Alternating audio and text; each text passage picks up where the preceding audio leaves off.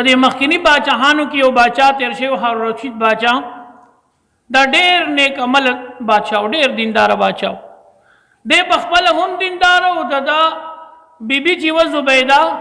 هغه د دنه زیاته نیک وه او دومره نیک باچا تاریخ لیکي چې هر شپه به 200 رکعات د نفل کول هر شپه د باچاهۍ سره او د نظام سنبالولو سره دا ډېر ګران کار دی نن سبا څوک شپږ رکعات او 10 رکعاتو ته نشي راپاڅېدی 200 رکعات نفل به روزانه هارون رشید باچا کول او د دین سره او د علماو سره خو دومره محبت و چې د هغې صحت نشته ده د علم د قرآن علم د حدیث علم د دین علم دا مخکې شاهي علم و شاهي باچاهي علم و د باچاهانو به دا کوشش و چې زمونږ اولاد دوی ته دا علم نصیب شي د ده دوه بچي وو یو مامون الرشید و یو امین الرشید دا دواړه بچي وو او دا دواړه بچي دا د امام اسمعي رحمت الله علی الله والا انسانو داغه په خدمت کې کېنولی وو وی دوی ته علم وښایه دوی ته قرآن وښایه او دوی ته ادب وښایه نو یو ورځ هارون رشید باچا په لار باندې تېرېدو نو د اسمعي رحمت الله علی دی اودس شهرنام کوي او د دې هارون رشید باچا زوی شهزاده دی شهزاده د زمانې شهزاده هغه لګیا دی او د خپل استاد ته اوبه اچوي هارون رشید باچا لږ ساعت وردېدو دا منظر ګوري خپم شو ګیلیم پیدا شو د دې مولوي صاحب نه چې ما د خپل بچی را لېږلی دی د دین د زده کړې دپاره د ادب د زده کړې دپاره نو که د دې زمانې خلکو نو بیا به خبرې ډېر زیاتې وې الله خدمتونه پې کوي او الله کارونه پې کوي او دا مونږ جو دې له را لېږلی او دا پې تاسو دا کوئ د هارون رشید باچا خبره واورئ هارون رشید باچا امام اسمعي رحمت الله علیه ته ګیله وکړه خفه شو دی وی ما د خپل بچی تاله را لېږلی د علم دپاره او د ادب دپاره خو افسوس تا ورته ادب ونه خو صحیح ادب دی ورته ونه خو امام اسمعي رحمت الله علیه ورته وفرمیل وی باچا سلامت دا ادب دی که نه استاذ هغه اودس شهردام کوي او اگر چې ستا دا بچی شهزاده دی خو دا هلته شهزاده دی دلته طالب علم دی او دی لګیا دی خپل استاذ ته اوبه اچوي هارون رشید باچا ورته فرمایي عرض یې وکړو وی حضرت دا نه ده پکار ماله داسې ادب نه دی پکار ماله خو داسې ادب پکار دی چې په یو لاس باندې دا شهزاده تا ته اوبه اچوي او په بل لاس باندې دا شهزاده ستا خپې مږي هله به دا ادب وی نو زه چې ستا نه ګیله کوم او خفه شم نو په دې نه یم خفه چې زما شهزاده بچي هغه تا ته اوبه اچوي په دې خفه یم چې تو په یو لاس خپل خپه مږی پکار ده چې په دې یو لاس یې تا ته اوبه اچولې او په دې بل لاس باندې تا له خپه مږلې نو دا به الادبونو دومره لوی انسانو د ده بیبي زبیده بیبي دا ډېره نیکه ښځه وه ډېره نیکه زنانه وه او تاسو به اورېدلي نهر زبیده دا یو مشهور نهر دی ویستی و او د دې دینداري د حد درجې دینداري وه د زبیده به دینداري دا د حد دینداري وه یو خو د دې د محل د هغې یو خپله تقاضه وه د دې د محل د هغې مزاج دا و چې حافظ قرآن به د هغې په محل کې ډیوټي کولی شوه غیر حافظ قرآن به ډیوټي نه شوه کولی او په یو وخت کې تقریبا 600 یا 700 حافظان دې ساتلی وو په 24 غنټو کې به 100 حافظانو ډیوټي کوله 100 حافظانو او په مختلف محلونو په ځای کې کېنولي وو د هغوی ډیوټي دا نه وه چې لوښي لرګي وینځه د هغوی ډیوټي دا وه چې تاسو به قرآن وایئ چې په کم طرف څوک تېرېږي چې د هغه په غوږونو د قرآن اواز لګي دا د هغې دینداري او د هغې نیکعملي وه حج له چې څومره فقیران مسکینان به وو نو دی به حج له په مخه کول دا ډېر لوی عمل یې کړی و لویه دینداره زنانه وه یو ورځ دا خیال راغی چې یاره د عراق نه خلک حج او عمرې د سفر دپاره ځي یا هسې د خپل ضرورت دپاره ځي نو په دې درمیان کې یو جزیره راځي د جزیرې ته وایي ربع خالي ربع خالي ورته په دې وجه وایي چې دا د جزیرې 4مه حصه ده او په دې کې د اوبو اړو څه بندوبست نه و چې څوک بتلو نو یا خو به د اوبو ضرورت د مخکې نه خپل پوره کوو د ځان سره به یې اخیستو خو په هغې مقام کې به بیا چاته اوبه موبه نه میلاوې دي نه څاروو ته نه انسانانو ته ډېر تکلیف و دې دا سوچ وکړو باچا سلامت یعنی هارون رشید باچا نه تقاضا وکړه وی باچا سلامت خزي د خپل خاوندانو نه ډیر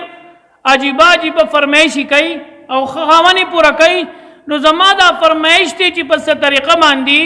د روبي خالی د دې زی پوری یو نیر وباسلی شي او دا خلک خپل ضرورت پوره کوي باچا سلامت به تپوس بو کو معلومات بو کو ممکن او بو کو چې تپوس یو کو نو وی چې د دریای فرات نه یو نیر را روان شي او دا نیر عرفات تر ورسېدقي علاقه نو دا ټول علاقه د په میلیونو په زرګاو میلیونو فاصله وه دومره علاقه وه وی دې ته به دا نیر راوځي باچا وزیران نه وغوښتل خلکو سره میټینګ وکړو ټولو وی چې باچا سلامت اوبه راویستل خو ممکن دي خو ډېره لویه خرچه پې راځي خرچه پې ډېره زیاته راځي بعد صورت باچا سلامت حکم وکړو او هغه نیر د زبیدې په فرمایش باندې دا دریای فرات نه روان شو او عرفات ته ورسېدو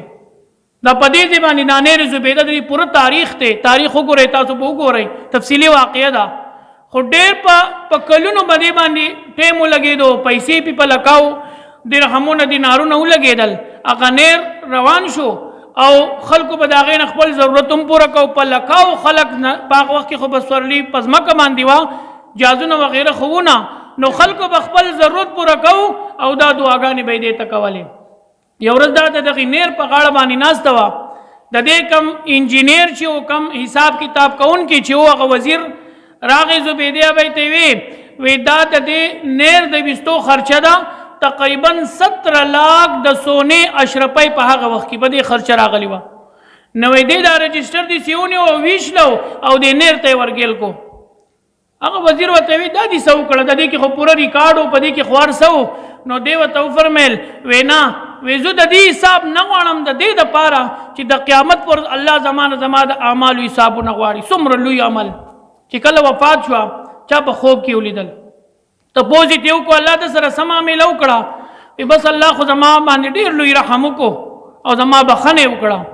نو دا خوب لیدونکی ورته په خوب کې وایي آبا ستا به ولې بخښنه نه کېږي تا خو نیر زبیده ایستلی ده او دومره لوی کمال لیکلی دی او دومره ستا دینداري و او دومره ستا عمل خامخا به دې بخي نو دا ورته په خوب کې وایي چې نه هغه نیر چې کله د الله تبارک وتعالی په دربار کې پیش شو چې دی یو نیر ایستی دومره پې خرچه راغلی دومره په لکاو مسلمانانو ته فایده میلاو شوي وی الله تبارک وتعالی وفرمیل چې دا د دې څه کمال دی پیسې د شاهي خزانې وي او خولی چې دی دا د غریبانانو مزدورانو وي د دې پکې څه کمال و خواهشو توفیق ما ورکو دا نه د دې یو داسې عمل وګورئ چې هغه دې خاص زما دپاره تکلیف اوچت کړي او زما دپاره تکلیف برداشت کړي او هغه کار یې زما دپاره کړي دا هم زما دپاره دی خو چې تکلیف دې برداشت کړي بس زما د خپو نه خاص مکه وتښتېدې چې داسې عمل د خو شهزادګۍ ومه د باچا ښځه ومه داسې عمل به زما صحیح بیا الله جل شانه وفرمیل چې یو عمل زما سره شته دا د دې پورې دا قصه ذکر کوم چې د وړوکي نه وړوکي عمل ته مونږ سپک نه ګورو دا د الله په نسبت باندې ډېر لوی قدر والا عمل دی بیا الله جل شانه وفرمیل چې یو عمل زما سره د دې شته او هغه عمل دا دی چې یو ورځ دا ناسته وه روټۍ خوړه د عین روټۍ په وخت کې دی یو نوڼی راوچته کړل دا نوڼۍ چې څنګه خولې ته کړه نو د دغې وخت باندې د اذان اواز راغی الله اکبر